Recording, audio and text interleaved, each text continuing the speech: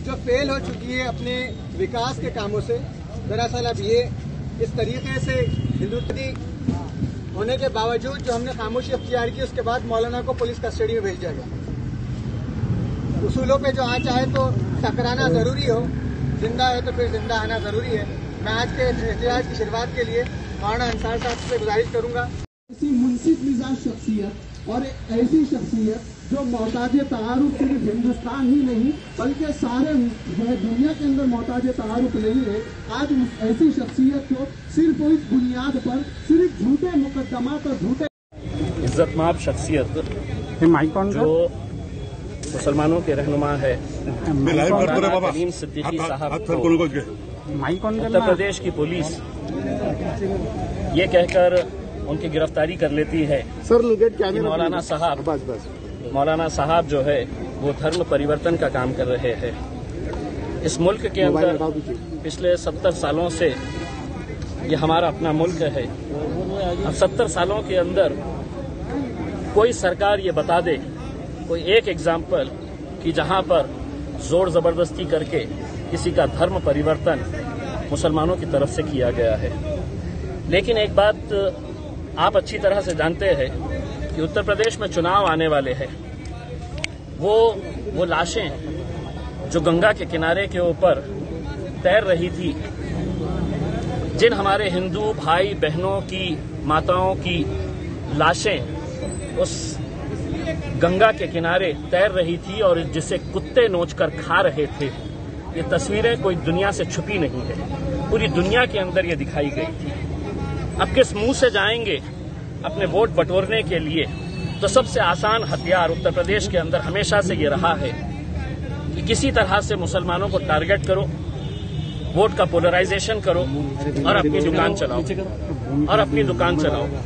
यही काम पिछले न जाने कितने सालों से ये चलता हुआ आ रहा है और उसी की एक कड़ी के तहत मौलाना कलीम सिद्दीकी साहब को गिरफ्तार किया गया है।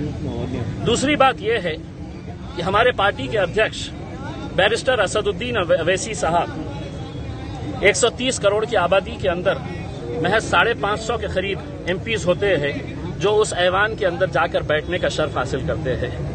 उनका घर 34 अशोका रोड, बिल्कुल घर के सामने पुलिस स्टेशन है।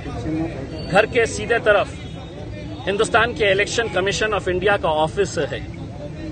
पूरे मुल्क का सबसे हाई सिक्योरिटी एरिया पूरे मुल्क का तो पार्लियामेंट के अतराफ जहां एमपीज को रहने के लिए दिया जाता है, वहां पर दिन दहाड़े 15 लड़के आते हैं जो अपने आप को हिंदू सेना के कार्यकर्ता बताते हैं, हाथों में हथियार लेकर, और उनकी हिम्मत और जुर्रत देखिएगा कि पूरी चीजों को वो वीडियो रिकॉर्ड करते हैं। असद साहब के घर के ऊपर हमला किया जाता है। वहां पर असद साहब का जो कामकाज देखता है राजू नाम का एक गैर मुस्लिम भाई जो 40 साल से असदुद्दीन अवैसी साहब और उनके वालिद साहब की खिदमत करता हुआ आ रहा है, वो और उसके परिवार, उसको मारा जाता है, घर में पथराव किया जाता है और पुलिस वहां पहुंचती नहीं है। यानी कि इसका मतलब ये है कि जो लोग करने वाले हैं, अगर वो इतनी हिम्मत के साथ पूरा रिकॉर्ड करके सोशल मीडिया पे डाल रहे हैं तो उन्हें कहीं न कहीं मालूम है कि हमारा कुछ नहीं होने वाला है, क्योंकि हम सरकार जो चाहती है हम वो कर रहे हैं, पुलिस जो चाहती है हम वो कर रहे हैं। और सबसे हैरानी की बात यह है, इस मुल्क के कानून के ऊपर हमको बहुत भरोसा, बहुत यकीन है, लेकिन अगर यही पुलिस अदालत के अंदर इन लड़कों को गिरफ्तार करके 15 में से 5 लड़कों को गिरफ्तार करती है और कहती है कि सिर्फ हमको एक लड़के का पीसीआर चाहिए और वो भी एक दिन के लिए पीसीआर चाहिए और बाकी तमाम को एमसीआर दे दिया जाए, तो ये कैसा कानून है? अगर एक एमपी दिल्ली के अंदर, इस मुल्क की राजधानी के अंदर सुरक्षित नहीं है तो आम इंसान की क्या हालत होगी? ये सब इसलिए किया जा रहा है कि कहीं ना कहीं इनको खामोश बिठाओ, इनके अंदर एक डर का माहौल तैयार कर डालो, एक खौफ का माहौल तैयार कर डालो कि तुम अपनी जबान बंद रखो। और सिर्फ वहीं पर नहीं, मैं औरंगाबाद की पुलिस के ऊपर भी वही इल्जाम लगाता हूं। जब गरीब व्यापारियों की मदद करने के लिए हम जाते हैं तो 9 सेक्शंस मुझ पर लगाए गए, और किसके बोलने के ऊपर, किस मंत्री का फोन किस पुलिस ऑफिसर के पास आया, ये अदालत के अंदर इनको साबित करना पड़ेगा। रात में 12 बजे 9 सेक्शंस मेरे ऊपर लगाए गए और ये कहा गया कि मैंने हथियार का इस्तेमाल किया, जबकि जो लोग हथियार इस्तेमाल कर रहे हैं सही मानों में ان کے اوپر کچھ نہیں، ان کو سیدھا MCR دے دیا جاتا ہے۔ تو یہ صرف کوششیں ہیں کہ مجلس اتحاد المسلمین کے ہم خاموش بیٹھنے والی جماعت نہیں ہے، ہم بولتے ہیں اور انشاءاللہ اس کے بعد اور طاقت کے ساتھ بولیں گے ہم۔ بس ہم کو خاموش کرنے کے لیے یہ سب षڈینتر چل رہا ہے۔ سر آرکشن کا معاملہ تھا اور یہی جگہ تھی، تمام لوگ راشٹروادی کانگریس سب ایک ساتھ آئے تھے۔ آپ کی آج جو احتجاج ہوا ہے، آپ کی ڈیمانڈ کیا ہے؟ ہماری ڈیمانڈ یہ ہے کہ اس ملک میں جو غیر قانون نام کی کوئی چیز نہیں ہے وہ ختم ہو چکی ہے، اور اس سلسلے میں عمر گوتم صاحب کو زبردستی گرفتار کیا گیا، مولانا کلیم احمد صدیقی صاحب کو زبردستی گرفتار کیا گیا، اور ایک ممبر آف پارلیمنٹ جو سلیکٹڈ نہیں ہے، الیکٹڈ ہے، اس کے گھر پر دلی کی سرزمین میں کھلے عام جان لیوا حملہ کیا گیا، ان کو جان سے مارنے کی ناکام کوشش کی گئی۔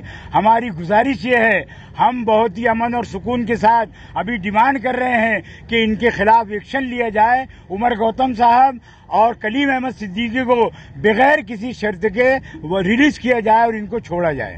مولانا آج جو احتجاج ہوا، کافی سارے تعداد تھی یہاں پر، کون کون سے تنظیم نے اس میں حصہ لیا؟ اس میں جو تنظیمات ہیں ہمارے شہر میں، دونوں جو جمعیت العلماء ہیں اس کے ذمہ دار تھے، اہل سنت والجماعت کے ذمہ دار تھے، رضا اکیڈمی کے ذمہ دار تھے، امارت شریعہ کے لوگ تھے، مدارس کے لوگ تھے، اس کے علاوہ تنظیم ائمہ مساجد کے لوگ تھے۔ تقریباً جتنی دینی جماعتیں ہیں وہ سارے کے سارے ایک آواز ہو کر آج کے اس پروگرام میں الحمدللہ جمع ہوئے تھے، اور سب اس بات سے متفق ہیں جو تحریک چلائی جا رہی ہے۔ سیاسی جماعتیں بھی موجود تھیں؟ سیاسی جماعتیں موجود تھی۔ اب یہ یہاں پر مسئلہ جو ہے، مسئلہ وہ نہیں ہے، مسئلہ یہ ہے کہ کون سا کام کیا گیا۔ 2 لوگوں کو گرفتار کیا گیا اور ایک ممبر آف پارلیمنٹ کے گھر پر جان لیوا حملہ کیا گیا۔ ساری سیاسی جماعتوں کے ذمہ دار بھی الحمدللہ یہاں موجود تھے، اور اس کے علاوہ غیر مسلم برادران وطن جو امن پسند ہیں وہ بھی موجود تھے۔ اگر آپ کی ڈیمانڈ پوری نہیں ہوتی ہے تو اگلا قدم کیا ہے؟ اگر ہماری ڈیمانڈ پوری نہیں ہوئی، ہم دیکھیں الزامات لگا کر اس ملک کے سب سے بڑے جید عالم دین مولانا کلیم الدین صدیقی صاحب کی گرفتاری کی جاتی ہے۔ ساتھ ہی اس ملک کے مائنارٹیز کی سب سے بڑی آواز، جسے لوگ بیرسٹر اسد الدین اویسی صاحب کے نام سے جانتے ہیں، ان کے گھر پر جو ہائی سیکیورٹی زون ہے ان کے مکان پر حملہ کیا جاتا ہے۔ یہ دونوں ایسے واقعات ہیں جو ملک کے سنویدھان کو کمزور کرتے ہیں، یا جو لوگ دیش بھکتی کے دعویٰ کرتے ہیں یہ ان کے دیش بھکتی کے دعووں کو کھوکھلا کرتے ہیں۔ دراصل اس قسم کی جو آتنکوادی حرکتیں ہیں یہ دیش کو اندر ہی اندر کمزور کرتی جا رہی ہے۔ مجلس اتحاد المسلمین نے آج اورنگ آباد میں یہ MP امتیاز جلیل صاحب کی قیادت میں ایک جو دھرنا آندولن رکھا تھا، ہم اس کے ذریعے پرشاسن اور شاسن کو یہی میسج دینا چاہتے ہیں کہ اپنی منمانی کرنے کے طریقے اب نہیں چلے گئے۔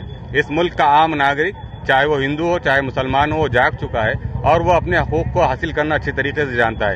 جب دیش کا سنویدھان اس بات کی آزادی دیتا ہے کہ آپ اپنا دھرم قبول کریں یا کوئی اور دھرم قبول کرے، تو کس کی کیا جوابداری بنتی ہے کہ وہ اس کو روکے۔ اگر مولانا کو فنڈنگ کے نام پر فنڈنگ کے الزام میں گرفتار کیا گیا تو یہ دیش کی جانچ ایجنسیاں کیا کر رہی ہے؟ مولانا آج سے نہیں بلکہ کئی سالوں سے جو ہے تو لوگوں میں دین کی دعوت کا کام کر رہے ہیں۔ اگر یہ فنڈز کا کہیں سے بیجا استعمال کرے ہوتے تو یہ دیش کی جو جانچ ایجنسیاں بیٹھی ہے ان کی ذمہ داری تھی کہ یہ پہلے سے اسی ایجنسی جانچ کرتے، لیکن یہ سب بہرحال UP الیکشن کے پیش نظر کیا جا رہا ہے۔ ایک مرتبہ پھر دیش میں ہندو اور مسلمان کا کارڈ کھیلنے کی کوشش کی جا رہی ہے۔ اس دیش کے مائنارٹی کو یہ میسج دینے کی کوشش کی جا رہی ہے کہ آپ اپنا منہ بند رکھے، بصورت دیگر آپ کے خلاف اس قسم کے سخت ایکشن ہوگے۔ لیکن اب دیش کا ناگرک جاگ چکا ہے۔ مجلس اتحاد المسلمین آج اس دھرنا آندولن کے ذریعے یہی میسج دینا چاہتی ہے کہ اس قسم کی حرکتیں برداشت نہیں کی جائے گی۔